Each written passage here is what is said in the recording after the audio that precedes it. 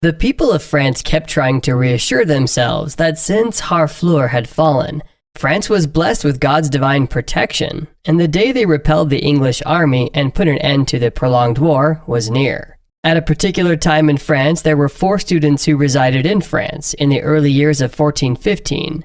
Montmorency and his companions, whose names were Richemont, Charlotte, and Philippe, were studying at the Paris Night School. In any case, Montmorency is more keen on catalytic examinations, and his imagination is to uncover the genuine force of the Thinker Stone that his predecessors repurchased from the Heavenly Land during the last campaign. Instead of focusing on his studies and things that he is thinking about like other students, he derives pleasure from doing personal research and trying out new things. In the meantime, 2 powerful countries, France and Britain, are battling each other during the 100 Years' War, and soon every family serving the Lord of France is motivated to shield Paris from looming problems. Prior to withdrawing, the 4 companions pledged to stay together till their final gasp and give their all to the end of the conflict. However, a brief time frame later, the French armed forces face a sensational loss in Agincourt, and Richemont is evidently killed during the fight. Earlier, before the fight had begun, Montmorency had warned Richemont to also stay away from the battlefield, like her brother had done. Richemont insists that she has no choice, as she is the only one to represent their family, hence saving their faces from shame. Montmorency tries to make her immortal so she will be safe, but it proves abortive. After losing her, he takes up the mantle of revenge and charges himself for immortality. He says if there is no God, he will sell his soul to the devil. Seeing his leftover companions walking out on him, Charlotte has gotten back to her palace, since her siblings' demise has made her the main beneficiary of the privileged position, while Philippe's family gives Burgundy over to the English. Montmorency frantically plays out a custom to call an evil presence fit for making him ready to figure out the mystery of the stone in return for his spirit, calling the sovereign of the Pixies Astaroth in the human world. Astaroth shows Montmorency how to make the mixture, whose power will permit him to swallow the stone and gain his power to turn into a Ulysses. Anyway, something turns out badly, and because of an unforeseen identical effect toward the end of the custom, Montmorency finds that 7 years have passed in the meantime. The fairy that had appeared out of the stone had instructed him to dissolve it into a liquid substance before taking it so as to avoid self-poisoning. He obeys the instructions, but he sleeps off and is only surprised to deduce that he has been asleep for a period of 7 years. After the painful death of his friend, Montmorency took it upon himself to move around France, which is not so distant from Astaroth, in critical search for a solution that would provide him with a way of rounding up the custom and becoming a Ulysses, without any harm or chronic side effects. After the English army emerged victorious in the Battle of Agincourt, they advanced on Paris, the capital of the kingdom, and captured it. The French royal court escaped Paris and relocated their royal palace to Jehanne. The duty of Burgundy severed ties with the royal family, allied with the English army. The region was in a state of chaos, uncertain of their fate. The suffering and cries of the masses could be heard throughout the nation of France. A young girl who has just finished having her bath in a stream while her companions, who are kids, watch from afar, prays after dressing up. She prays that the English army would return to their own country and that the war should end quickly. She also prays that her breasts should grow bigger. Her companions giggle at this, but they affirm her prayer points. After the prayer, they are interrupted by an august visitor who happens to be Montmorency. He meets the young lady through his unending excursion. He arrives at a little town called Domremy. The lady's name is Jehanne, and she is 12 years old. Jehanne seems to possess a very soft heart and a kind temperament. She does not seem like a fierce girl, which makes things easier for Montmorency. The princess, whose name is Charlotte, instructs the soldiers of Fortune's leader, a recruit, and her subordinates to keep some groups of people safe. She does this in a quick response to the looming danger of the English armed forces, which seems to have eliminated the larger part of northern France from the empire. Lorraine is in great danger also. The process quickly creates a means to save the situation. He had tried to prepare the portion that would give him the strength he needed to swallow the stone. However, everything proves abortive as Jehanne interrupts him ignorantly, causing him to mix the portion wrongly, hence throwing him into another long-term coma. After waking up, the fairy that is from the elixir blames him for lacking the ability to mix a portion appropriately. She blames him for lacking the talent acquired to swallow the stone. Jehanne finds out that she ruined his chances of gaining power as she listens to the fairy on her way to check up on him. However, at the appointment time in the town of Domremy, he gets informed by Astaroth that the action he had taken earlier has prepared his body for the very best turnout that they require. However, he is at a disadvantage because he cannot swallow the stone, because the solution in his body can easily react negatively and eliminate him. The people Princess Charlotte had sent tried to loot Jehanne and her people of their long-kept food against the day of famine. One of the ladies says they need to get paid in 2 places. It is in the middle of this argument that the English powers show up quite unannounced. They are excessive in number for the soldiers that the princess sent to protect the village. They quickly prepare to fight the evil perpetrators. One of the soldiers throws a sword at Montmorency and tells him to join them, and also puts away his little sword, which is rather incapable of doing anything. The soldiers had left for the battlefront while Jehanne was praying. Montmorency is in his argument with the fairy, who is trying to prevent him from swallowing the stone or giving it to Jehanne as he suggested. The fairy finds the idea foolish and very dangerous. The battle gets fierce as Jehanne's little evacuate the environment. One of them, however, stops and states that Jehanne cannot be left alone. They all troop back into the place quickly so as to please the soldiers who begin to strike them instead of showing pity. At this point, Jehanne stops praying as she is visibly worried about them. She steps out to find them, only to see her close little friends eliminated without mercy. She weeps greatly as an English army pierces at her back. Montmorency suddenly stops arguing with the fairy and rushes out, only to find Jehanne and her little friends in a pool of blood. He quickly tries to rescue her. He removes the sword, which only happens to have pierced her lightly, and then makes up his mind to empower Jehanne. He recounts her past experience with the soldiers who murdered her sister. One of the young pixies who reminds her of her dear sister has also been killed at the same time, again by the soldiers. Montmorency splits the stone into 2 against the fairy's admonition. He tells Jehanne to endure the pain as he splits her injury open and inserts the stone. Instead of having Jehanne die, he would rather have her take the stone and transform into a Ulysses. Immediately this happens, Jehanne suddenly becomes fierce and wicked. She badges into the gathering of the English army who were returning to their abode with the soldiers the princess had sent earlier. She eliminates all of them effortlessly, after which she turns to face the soldier who demands their food in exchange for protection. However, one of them interrupts and saves the soldier before Jehanne can kill her out of aggression and ignorance. The fairy had stated that she was reacting to the stone and had become a serious and heartless contender. After the whole incident, the people of Domremy are ready to let her go, as she can no longer stay with them with such powers. However, the soldiers the princess had sent warned them that people might haunt Jehanne because of her powers. Montmorency, however, did not agree with this, as he declared her a saint who declared the English armies and their forces, hence bringing justice to France. The English army advances, the French royal court escape Paris and relocate their royal palace to Jehanne. Princess Charlotte stands atop the royal court. The king suffers a sudden death, and his direct male descendants have fallen in war, one after the other. As a result, the princess, a woman, ascended to the throne. Responsibility and loneliness weigh heavily on her shoulders. Charlotte calls out the name of a friend with whom she exchanged a promise, Montmorency. After Montmorency declares Jehanne a saint, he takes her as an accomplice with him, as he has promised to always be by her side. Montmorency begins to tell people about Jehanne's personality as a sacred being. He also states that she was assigned by God to save France. She is their savior, as she has to save France from the war that has lasted for 8 years. It's also evidence that she is a virgin who has been specifically assigned to protect France from evil and wicked old legendary figures. In a cave, the fairy engages in a conversation with Montmorency, where she states that if they gain the support of the people along the way, it would be hard for inquisitors to label Jehanne as a heretical witch. She affirms that Montmorency looks like someone with a lot of talents as a con artist other than an alchemist.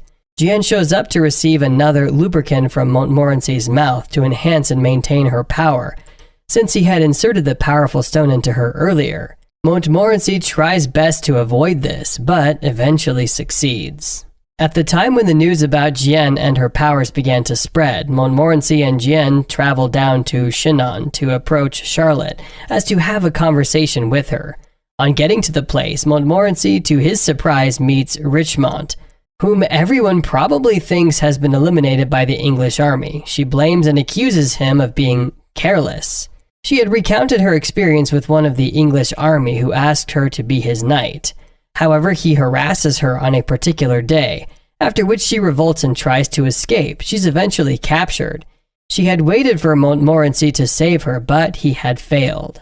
Jehanne, on getting to the palace, requests that she be made a knight by the princess. She approaches the princess, who seeks Montmorency. She's also disappointed that he had forgotten the promise they made to each other while they were younger. Jehanne tries to convince her to think positively of Montmorency.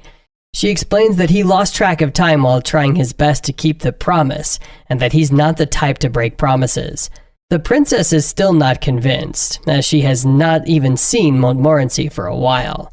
Just as Jehanne is in the process of building Montmorency's reputation and trust in Charlotte's heart, a man who is dangerous and also all dressed in an armor attacks them in the room. Jehanne quickly switches into her power mode, where she is able to block his attacks and also defeat him effortlessly. Montmorency is apprehended by La Tremoille, who is his cousin and also one of Charlotte's entourages. He also apprehends Astaroth. This is a betrayal to Montmorency, as his stepbrother has seen to it that they are thrown into the palace prison. Richmond explains that she had tried to secretly create a means to attack the English Empire. She, however, faces an unexpected situation on getting back to France. She was noted to be a rebel and also mistaken for an English agent.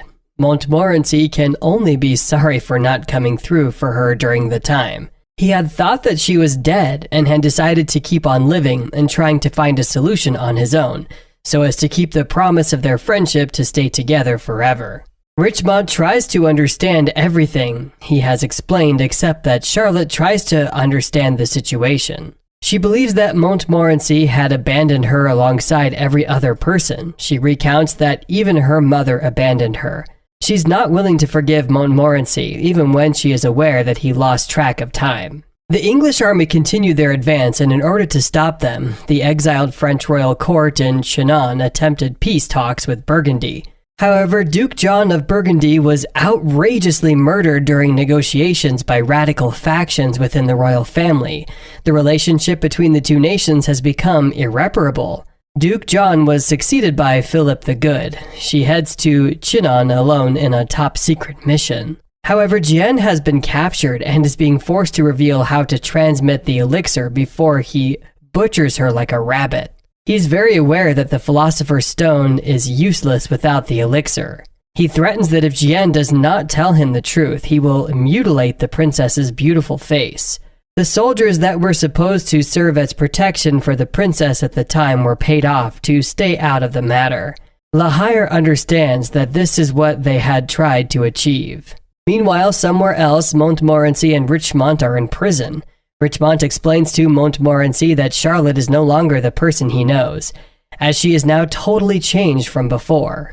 This is as a result of too many bloodsheds in her family and the absence of help. The former stepbrother had come to the bar to make fun of him. Richmond decides to save him from captivity. This did not eventually happen, as the great female mercenary of Gascon, whose name is La Hire, makes her entrance.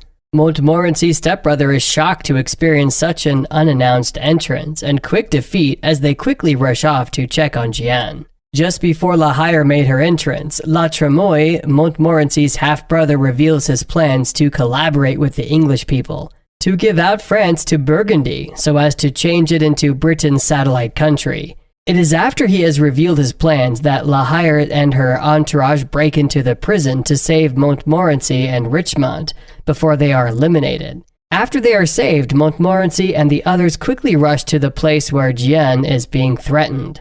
At this time, she's really weak and blood is dripping on her face. The princess is quite remorseful and sorry for putting her in such danger. At that point, Charlotte had already developed a very soft spot for her. Montmorency tries to rescue Jehanne and Charlotte from Gerald, who had already held Jehanne for ransom. He inquires for the stones before he releases them.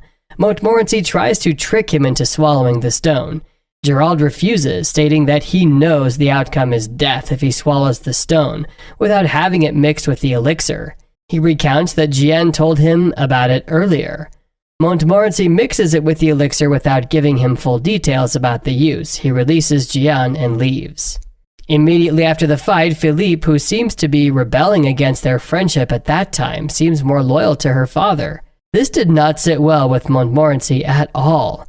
Montmorency prepares to meet her and try his possible best to change her mind. However, after catching up with her, he tries to cajole her deeply into swearing her faithfulness to the Valois. He asks her to join forces with France against the English people. Philippe, however, merely kisses him, and is the purpose for requiring the Philosopher's Stone on his dad's wish. She kisses Montmorency and moves on to her town. Montmorency only stared in disbelief. She had kissed Montmorency with the intention of getting some remedy, after which she exited the palace. She had revealed that she must follow her father's wishes no matter what, and she cannot join forces with them. However, Charlotte is bent on protecting the country with everything she has. She eventually makes Jehanne a knight and the leader of the French armed forces. Everyone is happy with the new turnout of things. She had also placed Montmorency as her second in command. Meanwhile, while the whole celebration is on, La Tremoille, who is Montmorency's half-brother, has decided to seek assistance to scatter the sweetness of the whole village. He plans to disgrace Jehanne for no just cause. He's quite happy that Jehanne will not be accepted as a knight by God because of the Philosopher's Stone that is implanted into her. The Cathedral of Notre Dame in Reims, a French king, has been crowned in this location for generations. However, due to the sudden death of Charles VI, no one sits on the French throne. England saw this as an opportunity that they had a crowning ceremony in the cathedral for the king, Henry VI, in an attempt to legitimize their rule of France. The crowning ceremony must be held for Princess Charlotte as soon as possible. They must, however, first liberate Orleans to secure a safe path to the Reims. The clash in Orleans intensified as the tide of battle shifted in England's favor. To get Reims back again and carry on with Charlotte's celebration as the new Queen of France, the French armed forces are to break up the attack on Orleans, which is to give room for France's victory. However, this is a rather impossible thing, as Charlotte does not have the number of required troops to carry out the business. Richemont tries to step in for her as she goes to sort out her brother's assistance. On getting to her brother's palace, she deduces that he is trying to protect her, but he is also on a quest to be fair to both France and England. Richemont is angry and disappointed that he is not willing to offer assistance, as she is badly in need of the troop so as to assist her friends. Her brother wants to stay neutral to both sides until the conflict is over. However, in the palace, La Tremoille, who is Montmorency's half-brother, returns to Chinon with a letter. He had orchestrated the ending of Jehanne's peace in France, as the letter entails a virginity trial of Jehanne. The virginity test is set to deduce if she has sold her soul to the devil for power. The people are made to believe that there is a high tendency that she has sold her soul to the devil to acquire her powers. However, Montmorency is shocked, and so is Charlotte. They vehemently kick against it, and they are not in any way willing to approve of the test. They demand to know the reason for the test. Richemont gets into a conversation with Charlotte. The intensity of the conversation leads to a breakup. Charlotte is unhappy that Richemont is unable to cajole her brother to offer them help. Richemont is quite angry that Charlotte is selfish, and she is not understanding the whole situation. She is also unhappy that she is unable to help Charlotte. She leaves her job of knight and excuses herself from the palace for other purposes. Eventually, Montmorency's half-brother carries out his evil plan. He sows a poisonous soil into the people's hearts, causing them to rebel greatly against Charlotte and Jehanne. They protest that Charlotte must approve of the virginity test. While Jehanne is still inside the palace with Charlotte and the people are outside in the rain, Montmorency decides to go and calm them down. However, the thugs amidst them bully Montmorency, which scares Astaroth, who quickly goes to report the situation to Charlotte and Jean. This angers Jehanne greatly as she vehemently goes outside at her full power. However, she is unable to kill anyone as the power softens after 3 minutes. She had turned into a Ulysses earlier, which had given people the wrong impression. Furthermore, Montmorency explains that Jehanne is a holy person and that she could not possibly hurt anyone due to the pain she had suffered when she lost her sister to the English army. She is aware that death means that the person will no longer be seen on the surface of the earth. She could not possibly harm anyone. Everybody's orientation changes immediately as they now see her as a holy person. They begin to orchestrate an attack out of passion against the English army. Back in her abode, Philippe puts on an ancient old cap that charges her up alongside the remedy she had taken from Montmorency earlier, after which she transforms into a Ulysses after letting out a shout. She had fulfilled her father's wish with this. Philippe's appearance and carriage is also bound to change after she has become a Ulysses. Her friends had no idea of what she was up to. She finds Jehanne to be a threat to her, and so she is on a mission to be equal to her no matter what. This had propelled her to sort out the powers that would turn her into an immortal being. She is set to return to the palace in her new form. The battle between England and France was about to climax at Orleans. If this land can be conquered, the English army will be able to topple the rest of South France. On the other hand, if this land can be protected, the French army will be able to organize the crowning for Princess Charlotte. Montmorency was trying to command a troop of about 100 soldiers to deliver provisions to Orleans. However, the bridge used to cross the Loire River was already occupied by the English army, and the impregnable Tourelles complex sits on the southern shore. Their best option is to go around to the relatively unguarded east side. Montmorency instructs Astaroth to tell the commanding officer in Orleans to bring over diversionary troops. Jehanne and Montmorency take a step of visiting the ambushed Orleans, whose military is under Richemont's brother, whose name is Agincourt. Agincourt is hot-tempered and gets angry most of the time for just cause. This causes Montmorency to be a little bit distant from him. They also meet with Charlotte's younger brother, whose name is Batard. Charlotte, however, had always bullied him to dress like a lady, as she had affirmed since childhood that she wanted a younger sister and not a younger brother. Agincourt makes fun of Jehanne for finding out that she is to be placed in the battle front. He advised that they send her back and not allow the little girl to go into battle. He foolishly decides to redeem himself, hence going to stage an attack on his own without anybody's help. However, he meets someone who is not his match in person of Philippe. She is about eliminating him when Jehanne, who has transformed into an Ulysses, shows up immediately. Agincourt is surprised to see the new turn of things, and he recounts that it is a battle between two beings who are not humans. The battle between the two of them becomes very intense. Agincourt is severely injured and is unable to move well from a place to another. Philippe fights Jehanne with the attempt to test the white Ulysses of its worthiness. However, in Paris, Ulysses, which is written as Ulysse in French, is recounted to be an overwhelming fighting power. However, England used to be a land of monsters. The history of battle for them is the history of monster hunting. They also believe that there is nothing new with everything they are going through. However, it is noted that France possesses a geographical advantage. Jehanne and Montmorency go up against Philippe vehemently in order to destroy her and force her to retreat. Immediately after her exploits, she is praised and recounted as the most awesome woman in the time. Everyone praises Jehanne, including Montmorency. She kisses him, recounting that she feels better and refreshed.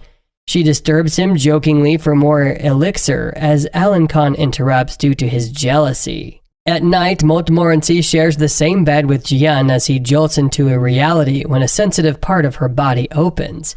He's unable to deduce what is going on with him. He inquires to know from Astaroth, who explains that he is probably developing feelings for her little by little due to the kisses they had shared in the past. She recounts that it is normal as humans feel the need to procreate. He declines and asks to know how it can be stopped immediately. Astaroth tells him to bring out the Philosopher's Stone as she creates an imaginary woman for Montmorency to behold. She recounts that if he draws out the power of the Philosopher's Stone to its limit, the beauty will be his. He is quite surprised that the Philosopher's Stone still possesses such power. He is told that he will not be able to love any human if he embraces her. He says he cannot do that because true love can only be developed if quality time is spent together, irrespective of her beauty. The next morning, to the surprise of everyone, the youths in the kingdom already joined forces with themselves, as they are prepared to attack the English armies on their own. The occurrence with Jehanne and Ulysses had propelled them to be brave and defendant of their country. They are begging to head towards the camp of the English armies. Information concerning this is quickly brought to Montmorency, who is shocked and tries to procure a solution so that many lives will not be lost. Agincourt blames him for everything and states that they are unable to take action if they are too demoralized, and that if they get too worked up, they become irrational and they get out of control. He blames Montmorency and Jehanne for boosting their morale too much. Agincourt quickly devises a means to get them out of the mess. He states that they will use the mob headed for the Tourelles complex as a diversion, and their forces will conquer the other fortresses as they must not die in vain. Montmorency agrees with this and recounts it in his heart that it's a logical decision as Richmond did train him very well. However, their plans get interrupted as Jehanne did not seem to agree to using the people as a diversion. She sees this as wickedness and will not let it happen. Agincourt and the others try to drag it out with her, but Astaroth prevents them as she recounts that her mood and countenance has changed, based on the Philosopher's Stone that is planted into her. And there is nothing that can change her mind. She had better be left alone. She says that they must help the people as they are the only hope for them. They decide to accompany her because of the fear of losing her. However, on getting to the battlefield, a man watches the whole scenery from afar, waiting for the appropriate time to carry out his evil plan. Montmorency and Jehanne, on the other hand, are also hiding, patiently waiting for the time to launch their plan. The battle becomes more fierce as passion begins to overwhelm their fear. Just at this time, the hunter of Ulysses shows up immediately in preparation to get the stone. Jehanne prepares to resist his attack at all cost, as she patiently waits in her hiding place. At the appointed time, she comes out to shield the people and withstand the attack. However, it was all a fake attack, as the real attack is to be staged after she has been weakened. At this point, Philippe shows up to end both of them simultaneously. She gives charge to the hunter of Ulysses, who shoots the main arrow at them without mercy. Everyone watches in awe as they are surprised to see those things happen. Eventually, the attack ends both Philippe and Jehanne's life. Philippe states her hatred for Jehanne after the attack and affirms to the fact that she has planned the attack so that Montmorency can watch the two people that he loves dying. Montmorency is shocked and cannot bring himself to the awareness of her death. He seems rather confused and is not willing to accept the truth. They are forced to retreat immediately as Jehanne, who happens to be their archangel, is dead already. There is no way the English army can be defeated without Jehanne. Everyone retreats sadly without any glimpse of hope in their faces. They take Jehanne's body along with them. The French armed force refocuses at the Augustines, a historic spiritual neighborhood nowadays, transformed into a suburb close to the Les Tourelles.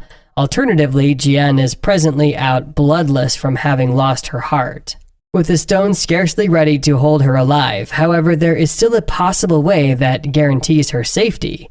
Astaroth procures a solution to Montmorency. Astaroth advises Montmorency that the fine way to save her is with Excalibur, also known as Excalibur, one great historical rationalist stone with the pressure of mending any twisted. Since the blade is supposed to be located in Montmorency's neighborhood land, Brittany, Agincourt expects him to contact his granddad, Jean de Craon, and request from him for officers to help with the fight. In spite of the disdain among him and his granddad, Montmorency goes to Champtonsay and talks with Jean, whose solutions that he'll mortgage him warring parties supplied that Montmorency has the same opinion. to wed his very own cousin, Catherine de Thouars, joining the two most incredible households in Brittany. Montmorency at first won't ruin his promise to stay close with the aid of Jehanne, barring wedding.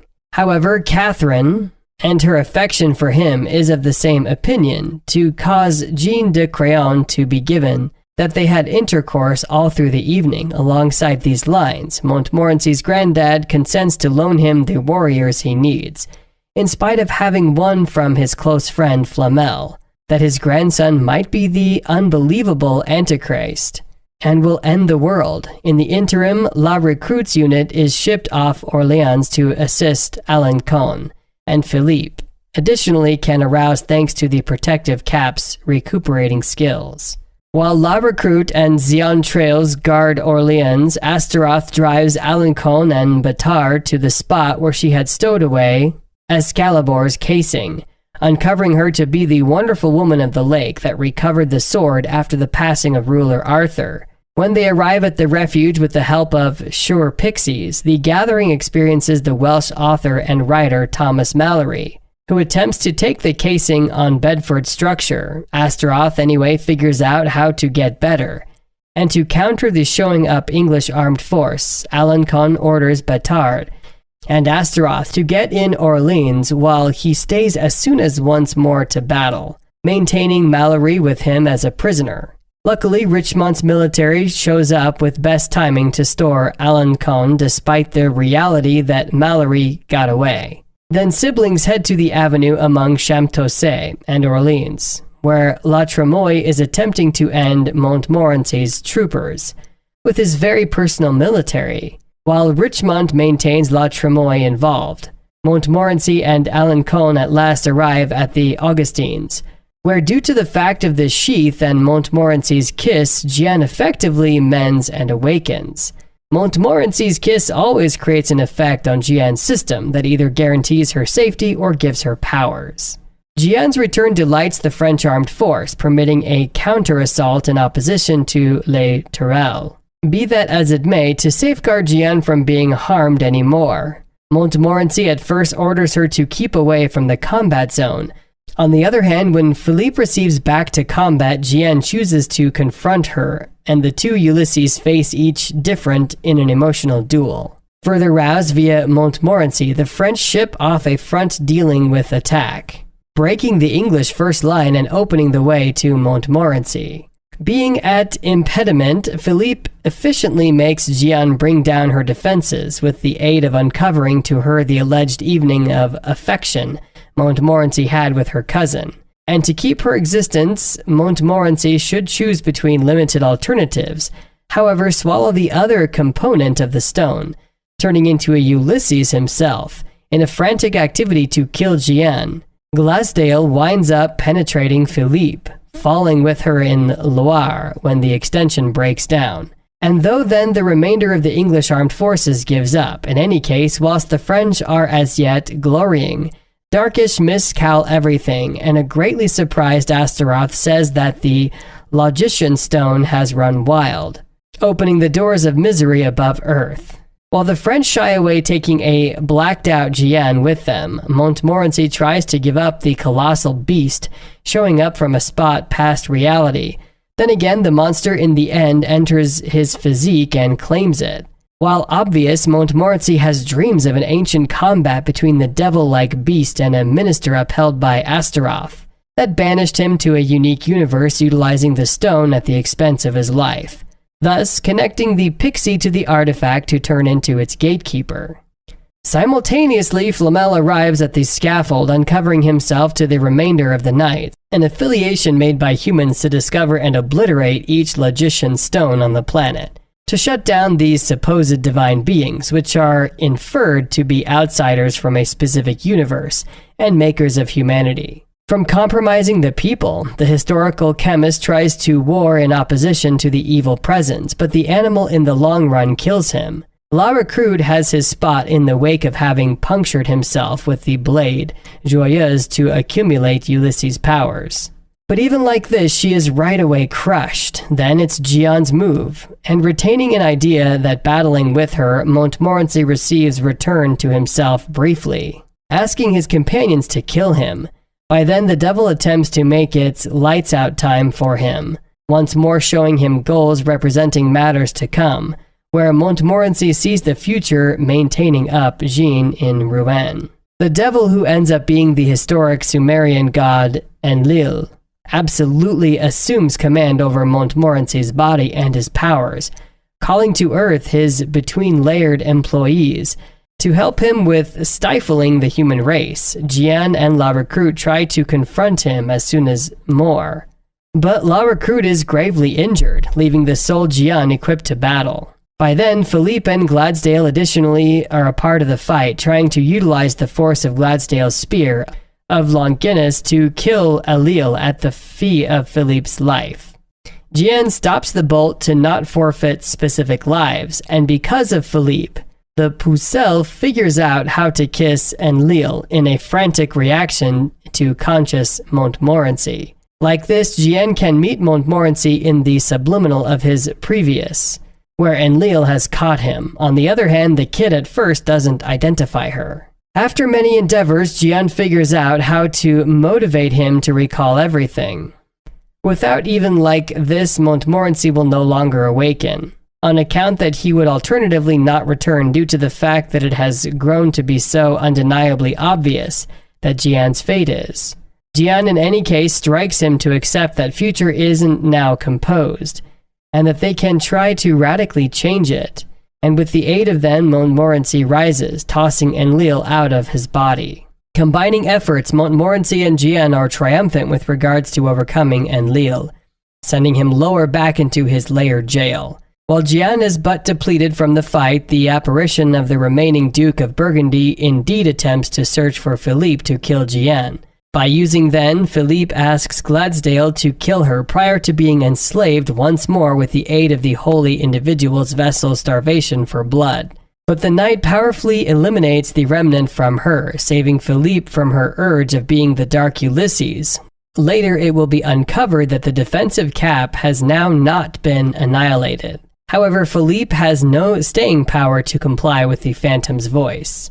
With Orleans and Les Tourelles formally lost, Mallory orders the leftovers of the English armed forces, driven via John Talbot, to withdraw by way of Bedford's organization, guaranteeing that their ruler is furtively putting up a counter-hostile to alternate tides of the combat, certainly, and obliterate Jehanne's legend simultaneously. While Orleans commends the end of the attack, Jehanne and the others return to Chinon, and Charlotte makes Montgomery Maréchal de France, entrusting to him the responsibility to guard both Jehanne and the Valois from these schemers, definitely trucking away among them. Under Jehanne and Montmorency's lead, the French armed forces overcome the English in Patay, opening the way towards Reims, the place where Charlotte is formally delegated sovereign of France. They are eventually able to record victory over the English army after the whole ordeal. However, it could not have been possible without Montmorency and Jehanne, and all other patriots who did not give up on their victory. Montmorency is appreciated for having kept up their friendship, promising to stand by each other, and France is to enjoy serenity and freedom from the English colony for the rest of their days on Earth. Jehanne can only miss her sister and her past. She is, however, delighted about her present accomplishments and exploits. Did you enjoy this recap? If you did, kindly like this video and subscribe to the channel so we can bring you more thrilling anime recaps like this. Until next time, do take care and stay safe.